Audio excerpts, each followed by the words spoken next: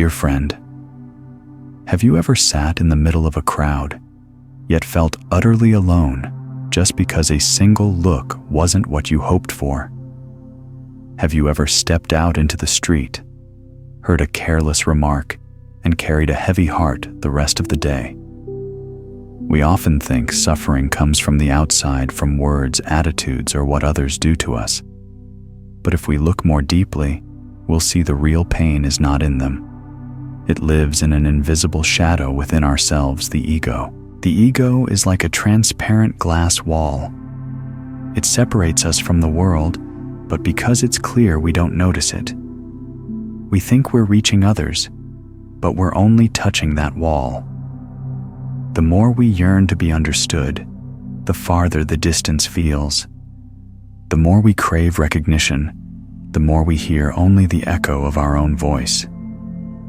That wall wasn't built by anyone else. We ourselves laid each brick with attachment to me and mine. There's a folk tale of a traveler in the desert who saw an oasis far ahead. He ran and ran, but it never came closer. It turned out to be a mirage born of thirst. The ego is like that, an illusion that makes us believe there is a separate I that must be protected and pampered. Yet the more we chase it, the more we exhaust ourselves in the desert of our own mind. The Buddha taught all suffering arises from craving and clinging to self. When we cling to the ego, we live like someone carrying a cracked jar. The jar is already fractured, yet we try to hold on to the last drops of water, trembling in fear that anyone might touch it. A casual word, an indifferent glance feels like losing the entire precious jar. But did you know, only when we set down that broken jar can we open our hands to receive a never-ending stream of fresh water. Imagine a room stuffed with old things, a table broken years ago, threadbare clothes we no longer wear, items with no value that we keep simply because they're mine. Our hearts are like that, filled with fragments of memory. Praise we hold on to, criticism we hide away, tiny old wounds we keep. The ego is the warehouse guard, constantly warning, keep it, it's who you are. But this hoarding makes the room cramped, leaving no space for new light to enter. When we release the ego, it's like clearing the room so the wind can rush in and the morning sun can touch every corner. A Zen master once said, "We are not hurt by words. We are hurt when the ego is touched." Truly, without the ego, insults are no more than birdsong in the yard. We hear them and let them pass. But because we believe they are talking about me, we instantly raise our defenses, only to have those very defenses become chains that bind us. Think back, how many times have you felt angry because someone didn't smile at you? How many times has your heart shattered because someone didn't reply on time? The world remains the same. It's the ego that magnifies everything. It's like a funhouse mirror, turning a small scratch into a deep wound, a gentle breeze into a storm inside. But dear friend, the ego is not an enemy. Once it was protective armor that helped us survive childhood. It drew the boundary between me and not me, so we could learn to stay safe. We simply forgot to take that armor off as we grew. We kept wearing it until it became a heavy suit that keeps us from moving freely. A friend once told me he kept wearing a pair of shoes that had grown too tight because they were a cherished gift. The longer he wore them, the more his feet hurt, and the harder each step became. One day, he set them down and put on a pair that fit, and suddenly, the road felt wider and his stride lighter. The ego is the same. We can be grateful for how it once protected us and still know when it's time to set it down so we can travel farther. Dear friend, try closing your eyes. Once breathe slowly and listen within what is weighing you down. Is it a passing phrase, a thoughtless look, a petty comparison? If so, smile gently. This is only the ego speaking. It is not my true nature. The moment you see this, The darkness loses its threat, for you have lit a lamp in your heart. The ego is like a child in the house who cries whenever it doesn't get its way. We don't need to drive it out or indulge it, just smile and hold it. I know you're there. Then the child settles. In that settling, the heart begins to find space for peace and freedom. Dear friend, we have just stepped through the first door to look directly at the ego, to see it as a glass wall, a cluttered room, an armor that has grown too tight. Recognition is the beginning, but not yet liberation. Knowing the ego is not enough. We must also learn to let it go gently without force, like a yellow leaf leaving its branch without regret. In the next part, we will learn the art of letting go through mindfulness, how a wakeful breath can calm every wave in the heart, so that little by little, we step out of the invisible shadow of suffering. Dear friend, recognizing the ego is like discovering a room filled with smoke. To get out, we must open the window and breathe fresh air. In the Dharma, that open window is mindfulness, wakefulness in each breath, each step, each glance. Letting go is not bitter rejection. It is a gentle setting down, like taking off a heavy backpack to rest in the shade. Mindfulness is a lamp in the night. When the light turns on, we need not chase away the darkness, it fades on its own. The ego grows only when we fail to notice it and let it rule us unconsciously. Once brought into awareness, it becomes transparent. That is why the Buddha taught, contemplate your breath. The breath is the thread that draws us home, keeping the mind from drifting on waves of emotion. Sit down and breathe in, knowing you are breathing in. Breathe out, knowing you are breathing out. Simple as that, and yet miraculously, the mind has already settled a little. When anger arises, the ego wants to shout and retaliate.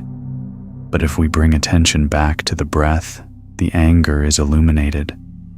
Like a boiling pot of water, if we turn down the flame, it cools. We don't need to throw the water out. We only need to lower the heat. Once I visited a glassworker friend. He showed me a clear goblet fresh from the kiln. Glass is clear only when heated at the right temperature and cooled slowly. He said, if you rush it, it cracks. Our mind is the same. In hot anger, the ego is a raging fire. If we react hastily, it leaves cracks in our relationships. If we breathe slowly and let it cool, things become clear. No cracks remain. Dear friend, letting go does not mean denying emotions. On the contrary, it begins by recognizing them. When sad, know I am sad. When angry, know I am angry. Naming is like giving a cloud a name. Once named, it is no longer a vague mass covering the whole sky, but simply one cloud among many. The ego is just such a passing cloud. When we can name it, we see it come and go. It is not our permanent nature. A teacher once told a story about a pebble. He placed the pebble in a student's palm. At first it felt small, but after holding it a long time, the hand grew tired and sore. Why is it so heavy? The student asked. The teacher smiled. It's not heavy, you just haven't let it go. Letting go of the ego is the same. The world is not too cruel. We are simply gripping what is impermanent, turning light things into burdens. In daily life, we can practice letting go in the smallest moments. When someone cuts in line, instead of letting the ego flare, take a long breath and think, maybe they're in a hurry. Perhaps they're facing an emergency. When someone forgets a promise, instead of scolding, breathe and remember, they're human too. They make mistakes. Each time you set down a tiny pebble in your heart and it grows a little lighter. Picture a harvest field. The rice stalk that bears grain bows low. One who lets the ego go is like that. The deeper the understanding, the greater the humility. This bowing is not weakness. It is strength. Only when we bow can we see a wider sky, a gentler wind, a more generous light. I once met a woman in a retreat who shared that for years she suffered because her husband never praised her cooking. Every meal was a contest in her heart, and his silence a verdict. Learning mindfulness, she began to breathe and observe. She realized her husband did love her. He simply wasn't expressive. His silence wasn't rejection. It was habit. With that understanding, she smiled. From that day, meals were no longer examinations, but simple sharing. Her ego had been set down in compassion. Dear friend, the art of letting go begins with such breaths, small moments of wakefulness practiced with persistence. We need not go anywhere, nor perform elaborate rituals. Just breathe, knowing you're breathing. Just walk, knowing you're walking. In that presence, the ego loses its power, and suffering loses its grip. Try this tomorrow morning. Instead of grabbing your phone, sit quietly and take 3 deep breaths. With each breath, whisper, I am alive. I have one more day to love. I will not carry yesterday's sorrow into today. That is the beginning of letting go. You see, letting go is not loss. It returns life to its natural course. A river doesn't cling to each drop, it lets them flow, so the ocean can be full. We let go to make the heart spacious, so love can blossom. We have passed the second door, the art of letting go through mindfulness. But the journey doesn't end here. Letting go stills the mind. For it to flower, we need another power, compassion. Compassion is like sunlight when it shines. It melts the walls of ego and turns a narrow heart into an ocean of inclusion. Dear friend, letting go through mindfulness has calmed our inner lake, but a still lake alone cannot nourish life. To grow lotus flowers and invite birds to visit, we need the sun's warmth. On the spiritual path, that sun is compassion, love, without conditions, without discrimination, without the need for return. If mindfulness shines light on the ego, compassion is the cool stream that softens its hardness. When we awaken compassion, the ego melts like ice in the morning sun. A once narrow heart becomes an open field where another's joy and sorrow can dwell together. Imagine a garden in winter, bare branches, faded leaves. When spring comes, the warm sun touches the limbs and buds appear. Love is like spring, it revives barren places in the heart. Sometimes a gentle look or a sincere question is enough to thaw what was frozen. Compassion isn't far away. It begins with listening. When someone is angry, instead of snapping back, sit still and listen without judgment, as if placing a bowl beneath the eaves to catch each raindrop. At first, the rain seems loud. Gathered in the bowl, it is clear. Often behind anger lies unheard pain. Listening with compassion waters that dry earth. A teacher compared compassion to a grain of salt. Put it in a glass, and the water becomes too salty to drink. Put the same grain in a lake, and you hardly taste it. The ego is a small glass. A slight irritation makes it briny. But when the heart grows vast with compassion, like a lake, life's bitterness loses its power. Dear friend, love heals not only others, but also ourselves. When we clutch anger, our heart is a burning torch, and we are the first to be scorched. When we send loving wishes, may you suffer less, the fire cools. Forgiveness is not a gift to the other. It is liberation from the flames of resentment. A friend of mine spent years angry at his father for a childhood of scolding. Each memory reopened the wound. His father seemed an enemy. In a meditation session, he was guided. Imagine your father as a small child trembling under blows, crying from lack of love. He sat, breathed, and saw the old man as a lonely boy. Anger dissolved. Compassion remained.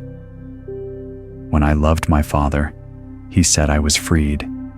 This is the miracle of compassion. Compassion does not make us weak. It makes us strong. Those who carry true love are no longer driven by ego. They no longer need to win. They are like great trees in a storm, unbroken by wind, spreading their branches to shelter the frail. Watch a flock of birds. No one leads forever. When one tires, another takes its place. They travel far not by one bird's strength, but by their togetherness. Humans are the same. With love, we can walk long roads together. Dear friend, try sitting quietly, breathing, and forming this intention. May I be safe and at ease. May my loved ones be safe and at ease. May all beings be safe and at ease. This thought is like a fragrance that drifts without boundaries. Strangely, when we wish others peace, our own heart is the first to become peaceful. Thus, compassion is the bridge from the shore of suffering. It not only helps us release the ego, it opens a new horizon of connection where we and all beings are no longer divided. This leads to the next step.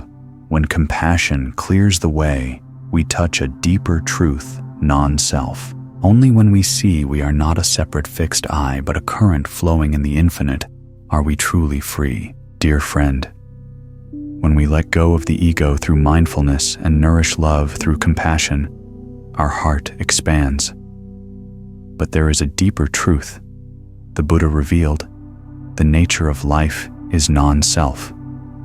If compassion is the river that carries us, non-self is the ocean in which the river merges boundless without end. Non-self doesn't mean we vanish or become nothing. It means there is no independent, separately existing I. We exist only through the meeting of countless conditions. Look at a ripe stalk of rice. In every grain are the sun, the rain, the soil, and the farmer's sweat. Lacking any one of these, the grain wouldn't form. Thus, inside a tiny grain, the entire universe is present.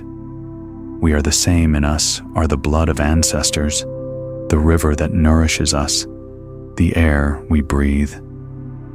There is no I standing apart. One evening by the sea at sunset, I saw waves breaking one after another. Suddenly, I realized no wave is separate from the ocean.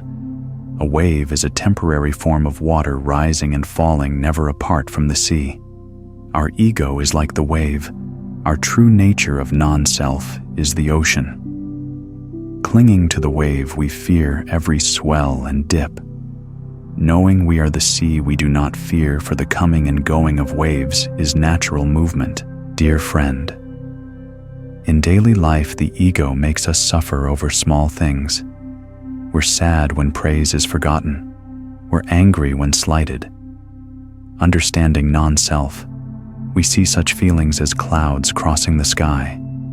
They may hide the sun for a moment, but the sun of our true nature shines on, never truly obscured. A Zen story tells of a student who asked, "Who am I?"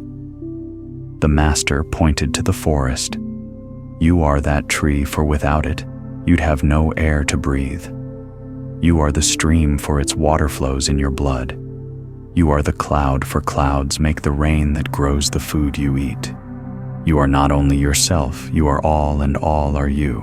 Non-self grants great freedom. If we do a good deed and still cling to the ego, we yearn for recognition. In non-self, joy blooms in the doing itself. We need no applause. Success with ego brings pride and fear of failure. With non-self, success is a cool breeze. We receive it with gratitude and let it pass. Failure does not devastate us, for all things arise from conditions and all things pass. Dear friend, non-self is not a theory, but a living truth. It dwells in every breath. The breath you just took was not yours. It came from the trees and the sky. As you exhale, it returns to the plants. Where then is the border between me and the world? We are but part of life's endless circulation. Seeing non-self, fear loses its footing. Fear of loss, abandonment, inadequacy, all born of the illusion of a separate I. If the I is not solid, what is there to lose? Everything is transformation, like the yellow leaf falling, not an ending, but the beginning of new life. Sit quietly and look into your palm. In it are traces of your parents, the shapes of your ancestors, the earth and sky that sustain you. When you see this, you know you are not alone. You continue the life of countless beings, and you will continue in countless forms. Dear friend with non-self, the heart is as light as a bird freed from its tether. We need prove nothing, nor fear anyone's denial. Our true being is not in labels or appearance, but in our unbroken kinship with the universe. We have opened the fourth door, seeing non-self not as an isolated island, but as the vast ocean. Yet understanding alone is not enough. We must bring non-self into every relationship and everyday act. Only when non-self becomes the breath of our life does it truly free us from suffering. Dear friend, understanding non-self is pivotal, but if it stays on the page, it is still only concept. When it soaks into the smallest acts of daily life, we taste the liberation the Buddha taught. Non-self is not remote. It is breath meals, frictions at work, and ties of family. Picture a crowded street. Someone bumps into you. The ego flares. He disrespected me. Living non-self, we breathe and look more deeply.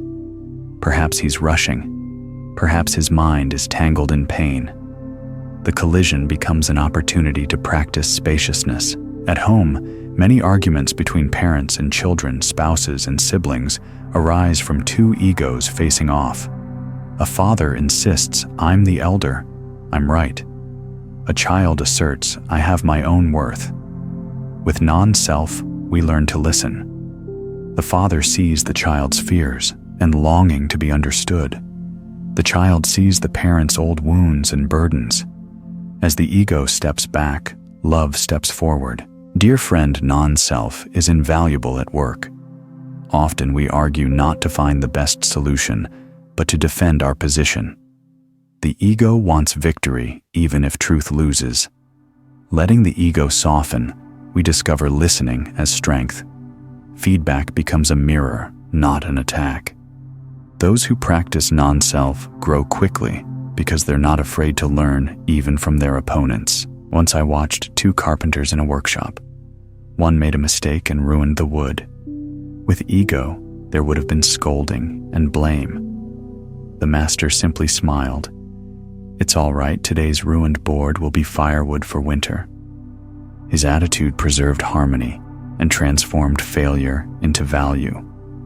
Where non-self is present, every mishap can be resolved in peace. Consider a river.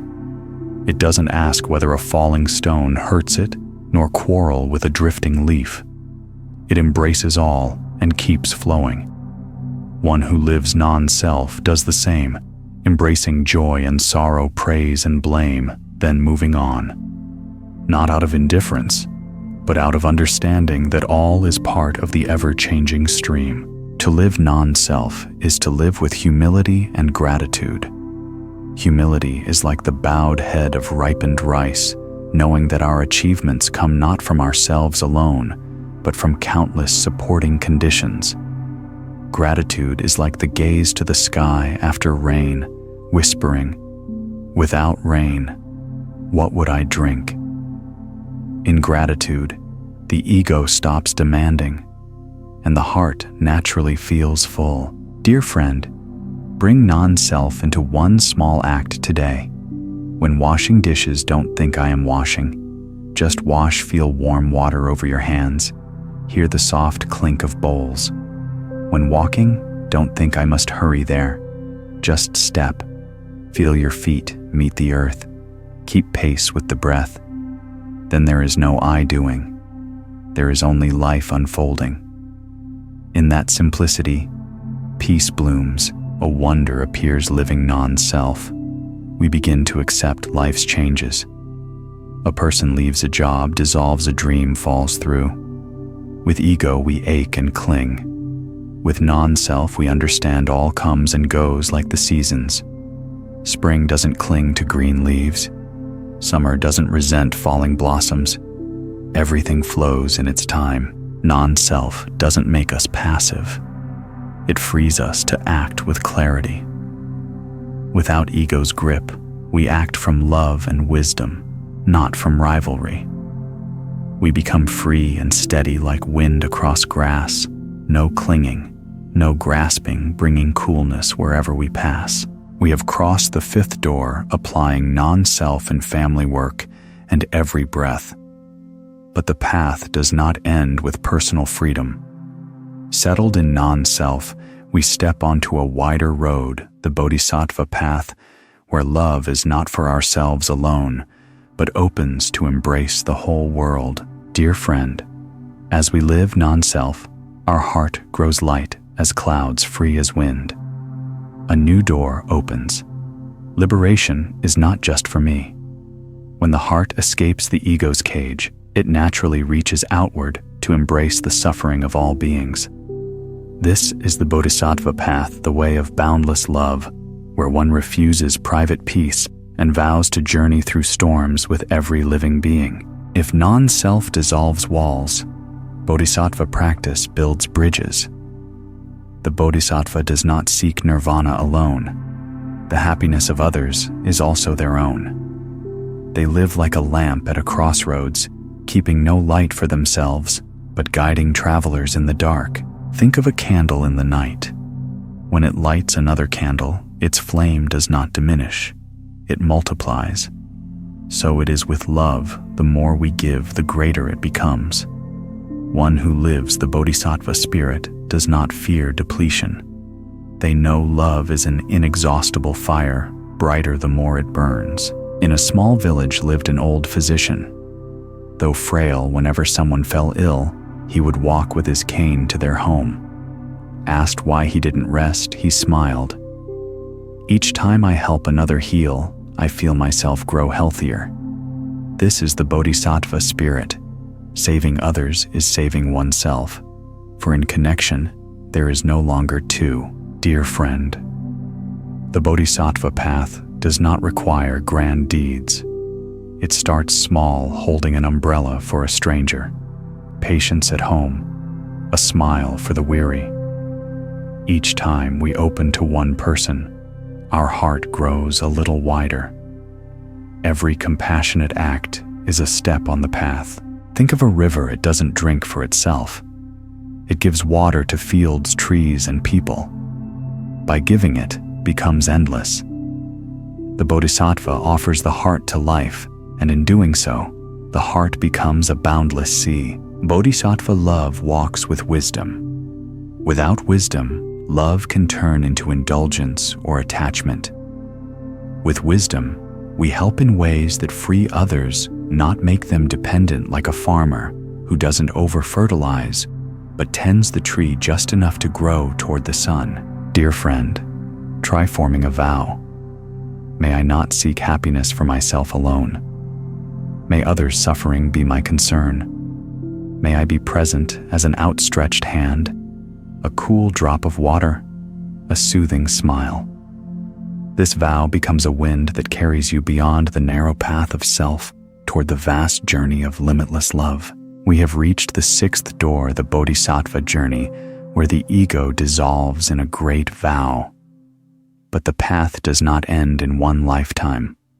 The Bodhisattva way stretches on without limit, like rivers to the sea, like a flame passed from age to age. This is the endless vow, the spiritual legacy each of us can plant for the world. Dear friend, when one awakens the Bodhisattva heart, the fire of compassion is no longer confined to a brief human span. This love is a river, sometimes gentle, sometimes torrential, never ceasing its search for the ocean. That is the endless vow, a promise beyond time, continuing from life to life, so compassion's light never goes out. The Buddha taught, once the seed of compassion is planted in the soil of the heart, it will sprout through countless lifetimes.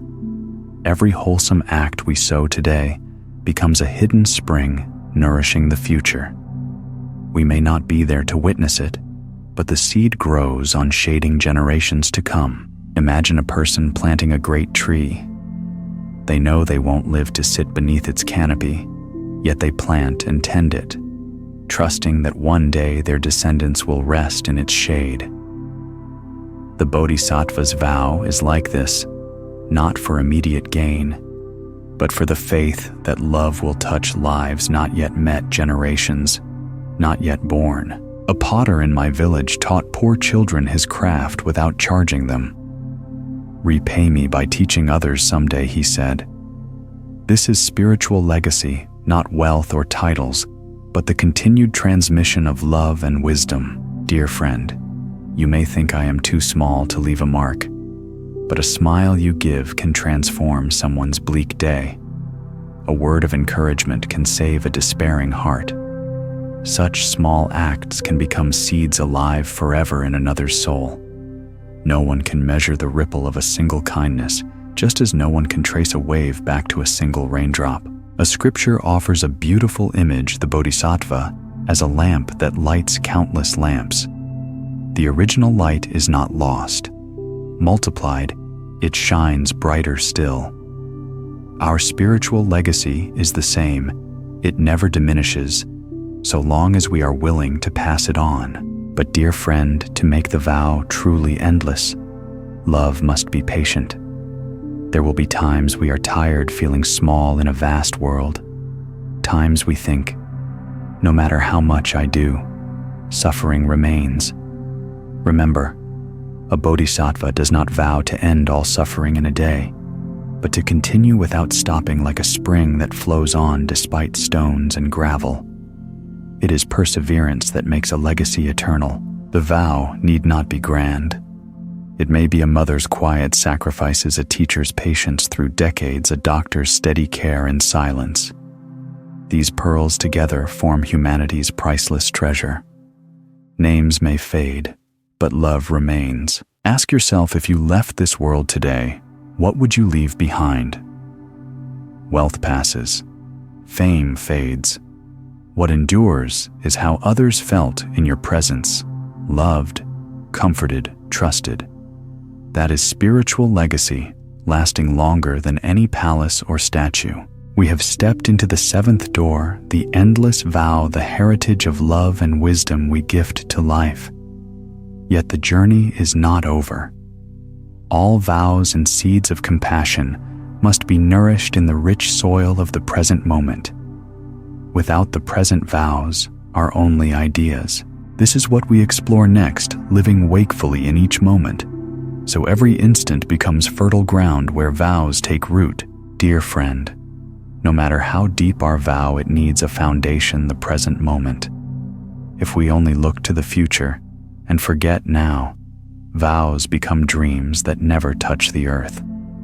The Buddha taught, do not pursue the past. Do not chase the future. The present alone is the path of life. To live wakefully is to return to each moment. When walking, know you are walking. When breathing, know you are breathing. When smiling, know you are smiling. It seems simple, yet it opens the door out of anxiety and regret. Think of someone eating while their mind calculates tomorrow's tasks. However delicious the food, they never truly taste it. Eating with awareness, each grain of rice becomes a miracle containing sunlight, rain, and the farmer's toil. In recognition, we live fully. I once visited a mountain village at dawn. Farmers waded into the paddies, planting seedlings one by one. I asked an elder, "How do you not tire?" He smiled.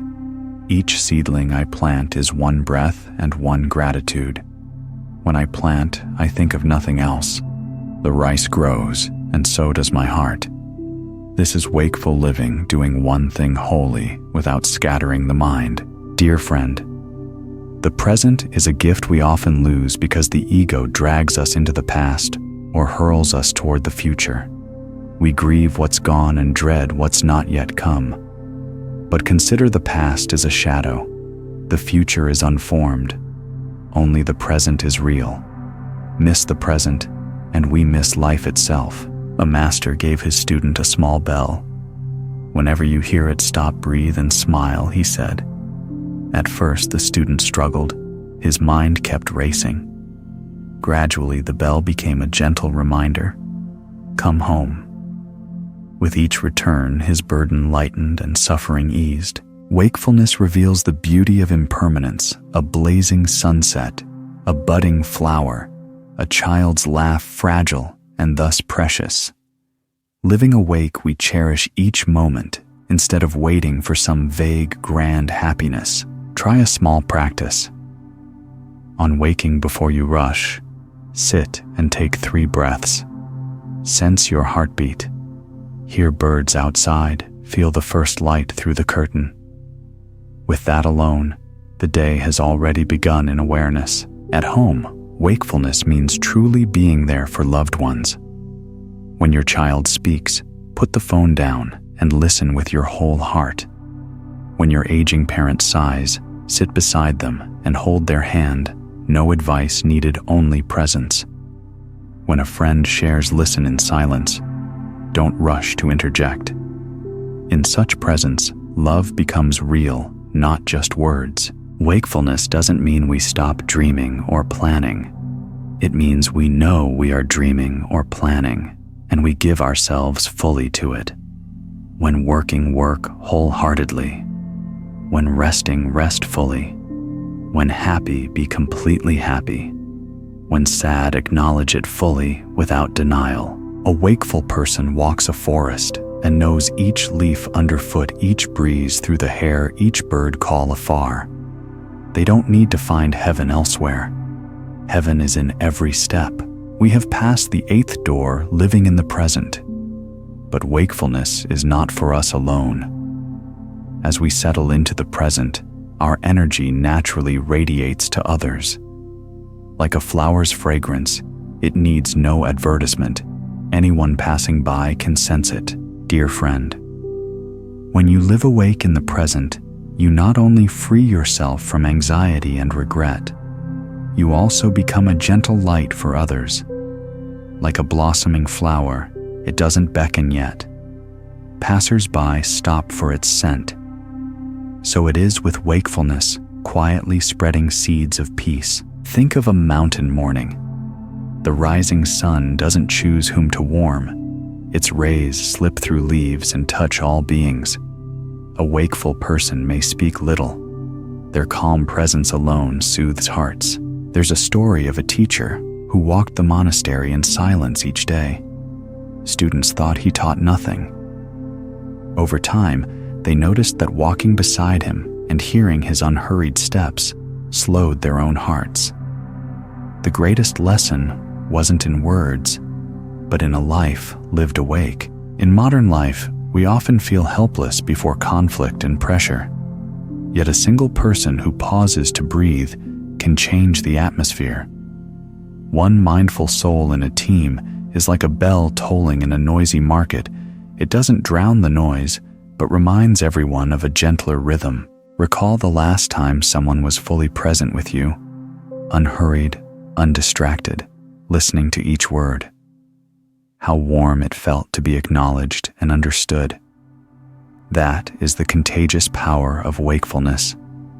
It needs no ornament, only genuine presence. I once saw a child fall in a park.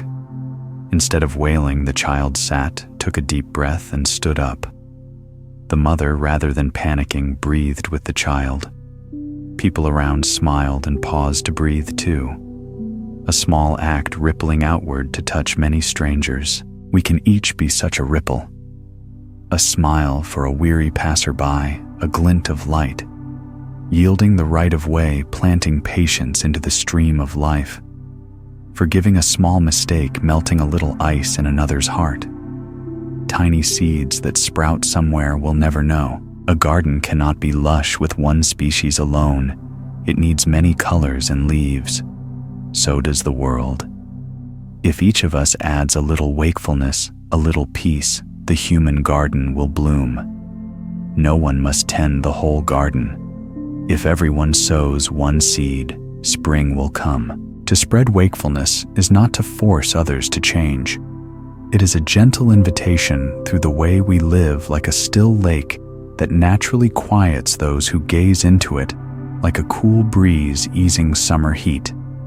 Live awake, and others will feel it and plant wakefulness in themselves. We have crossed the 9th door, sharing wakefulness, offering our awareness as a common gift. Still, the journey is not over. All these letting go, compassion, non-self wakefulness lead to one final point: union with the cosmos. Then, we no longer see ourselves as separate beings, but as the very flow of boundless life.